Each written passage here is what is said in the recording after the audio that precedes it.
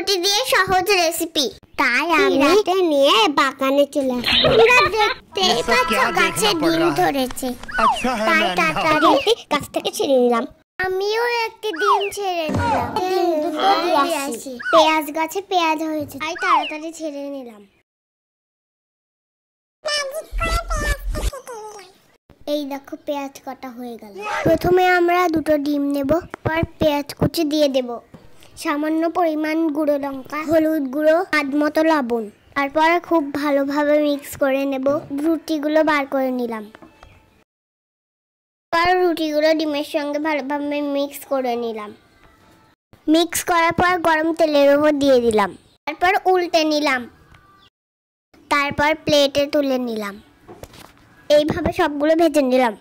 সবাই কমেন্টে জানাও এটা কি রান্না করলাম। দেখার সঙ্গে সঙ্গে সবাই আমার কাছে চলে এসলো। তার উপর শসা কুচি দিয়ে দিলাম। সবাই একটি একটি করে নিয়ে নিল।